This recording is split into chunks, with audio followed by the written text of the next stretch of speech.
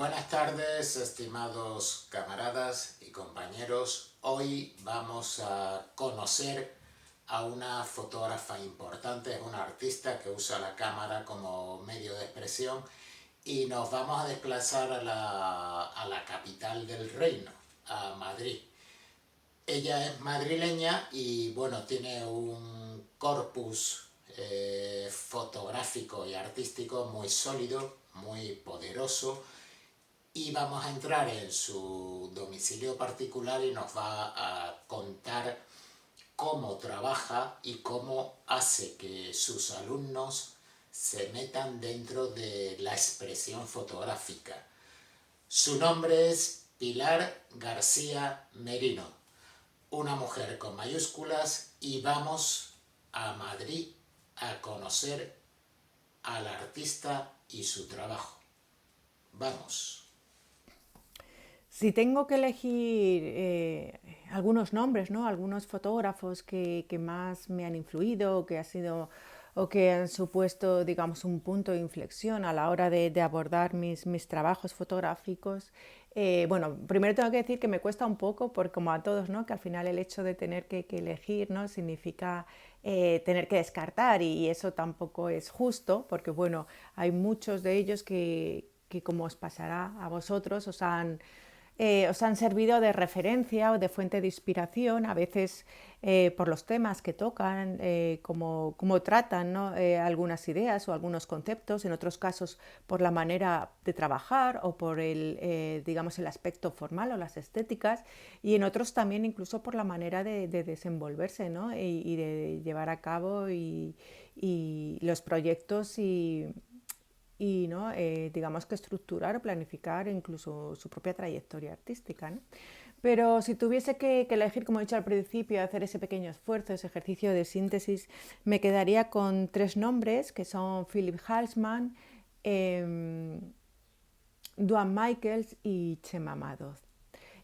También nombro muchas veces a la fotógrafa Grete Ster, porque también para mí es una fuente de inspiración constante. Entonces, bueno, pues me quedo con cuatro entonces. Y porque encuentro, digamos, ciertas referencias o similitudes, salvando las distancias, ¿no? Con mi forma de trabajar o con la forma que a mí me gusta, y entonces ellos veo como ellos también abren esos caminos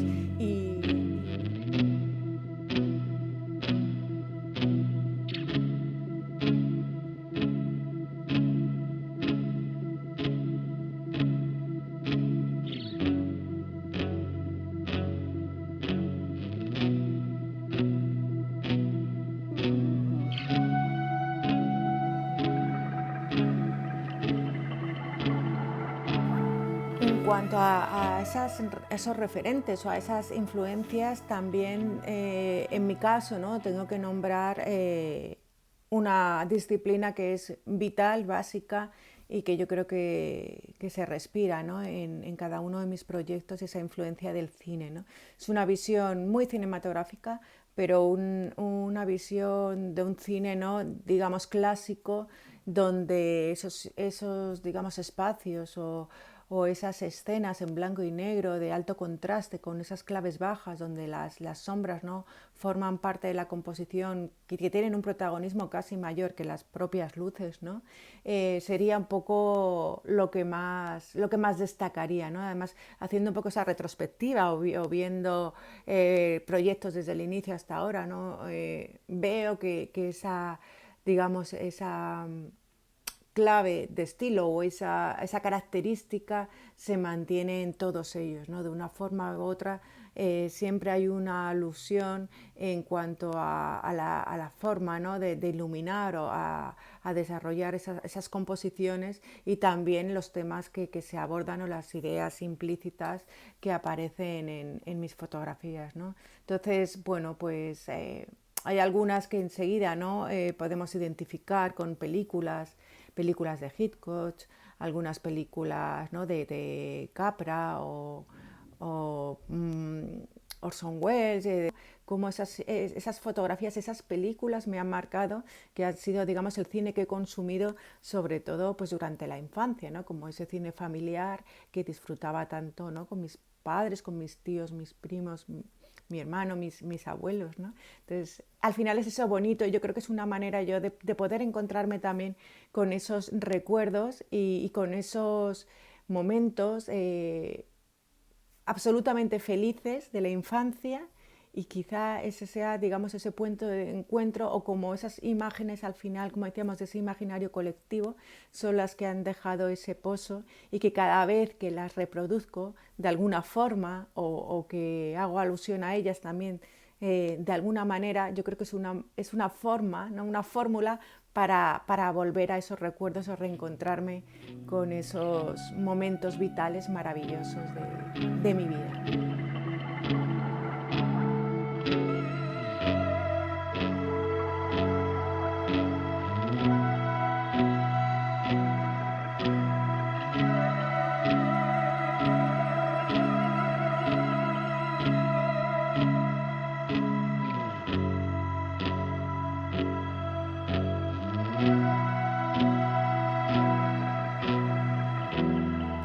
Como fotógrafa y como profesora también, para mí es muy importante conseguir que aquel que observa mis fotografías o aquel alumno, ¿no? Que acude a mis clases disfrute y consiga engancharse y amar, ¿no? O conseguir, ¿no? Que despertar, digamos, esa llama o esa pasión, que encuentre todo ese lado positivo de la fotografía, ¿no? Entonces, bueno, normalmente cuando uno ya toma la decisión de estudiar o de apuntarse a una escuela, ya eso está ahí, ¿no? Digamos, ese pozo está ahí, pero hay que mantener, ¿no? Digamos, esa ilusión y que contemplen no solo la parte, digamos, más académica, que también es necesaria, ¿no? Pero sobre todo, digamos, esa parte de disfrute, de libertad y de creatividad.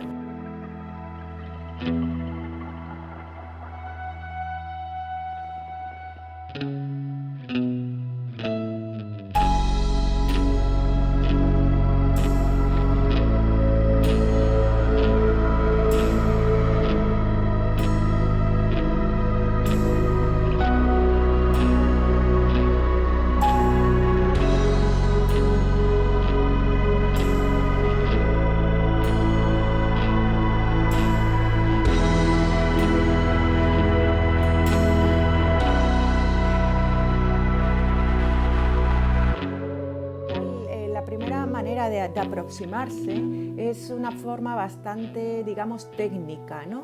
Pero es comprensible porque al final para poder comprender un lenguaje y para poder desarrollarlo necesitamos controlar la herramienta, ¿no? Entonces, una vez que controlamos esa herramienta podemos trasladar esa idea a ese soporte o a esa, digamos, a ese soporte fotográfico o esa idea que muchas veces es verbal, a esa idea, digamos, visual, plasmarla, ¿no? En una fotografía. Entonces,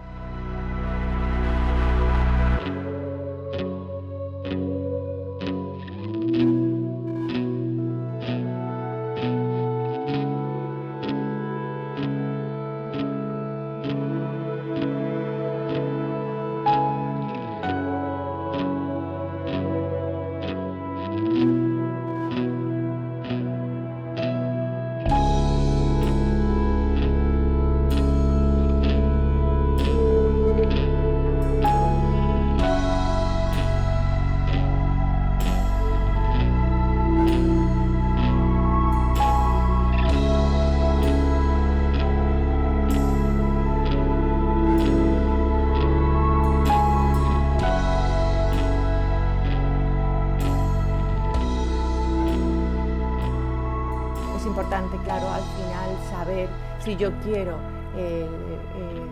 trasladar cierta sensación, saber qué recursos técnicos tengo para hacerlo y hacerlo de la mejor manera posible, ¿no? Como decíamos, desde la profundidad de campo, el enfoque, el uso del enfoque de una forma creativa, las velocidades de obturación, el uso del color, ¿no? Y los significados que tiene, los diferentes simbolismos, unas claves altas o unas claves oscuras, etcétera, ¿no? Entonces sí que he observado que, digamos, primero, yo creo que es la primera forma, ¿no?, de atrapar o de engancharles para que ellos sientan que pueden, que esta herramienta tiene esas posibilidades y que ellos pueden desarrollarla, ¿no?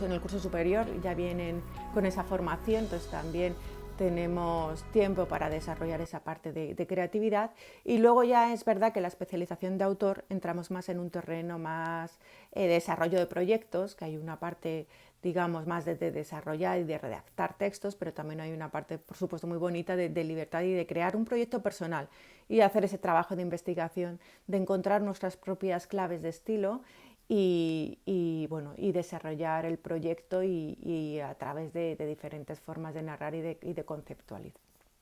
Y en cuanto a cómo proyecto yo mi trayectoria, mi trabajo o mi planificación, ¿no?, a la hora de desarrollo de proyectos, siguiendo, digamos, esas fases tanto temporales como anímicas, porque claro, es importante, ¿no?, ambas apreciaciones, ¿no? Entonces, bueno, pues como decía, yo tengo bastante libertad. Lo primero porque trabajo sola, entonces tampoco necesito planificar con mucha antelación o con mucho detalle, porque ¿no?, si es el caso que trabajase con más personas, que necesitase modelos, estudio, organizar todo aquello, o tuviese que viajar y bueno, hacer reservas y buscar localizaciones, digamos que necesitaría dedicar más tiempo a esa preproducción, a ese proceso de planificación.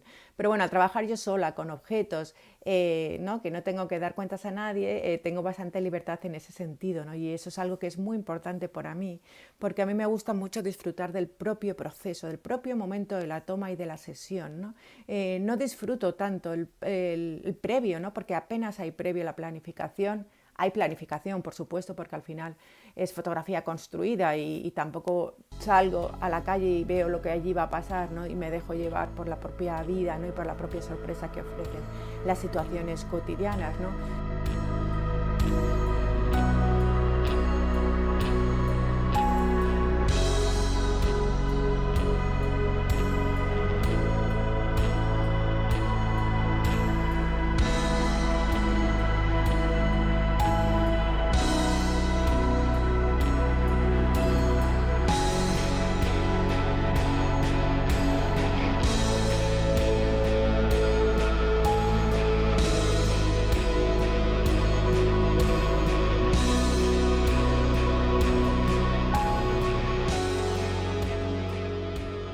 Sino que es un trabajo que realizo en estudio y con lo cual tengo que tener cierta planificación porque yo soy la que me voy a encargar de montar ese escenario y de crear, digamos, esa visión o esa narración que haya implícita en la fotografía. Entonces, sí hay una planificación, pero como decía, es breve, ¿no? Es verdad que yo también, bueno, pues cuento con esos años de experiencia, entonces ya sé más o menos cuál va a ser el escenario, tengo los diferentes objetos con los que trabajo en casa por categorías, por diferentes cajas o carpetas, ¿no? Entonces, digamos que una vez que coloco el escenario me meto, digamos, en la historia que va a haber dentro, ¿no? Ya el hecho de tener una determinada iluminación con una luz, con con un estado atmosférico recreado, pero que también nos induce a un estado anímico más particular, ahí ya empiezo a jugar un poco, ¿no? En el caso de si utilizo figuras, empiezo a probar cómo quedan unas y otras y empiezo a iluminar también por detrás para ver cómo todo eso cobra vida, ¿no? Porque realmente tienes, digamos, aunque tengas más o menos diseñado y compuesto el espacio, realmente cuando iluminas, cuando colocas el foco, que yo lo que hago es colocarlo por detrás, ¿no?, por lo menos esa luz principal, es cuando empiezas a ver que eso realmente cobra vida, ¿no? Es ese paso, ¿no?, de lo ficticio, del juguete, del juego, ¿no? Y eso es lo que más me gusta, ¿no?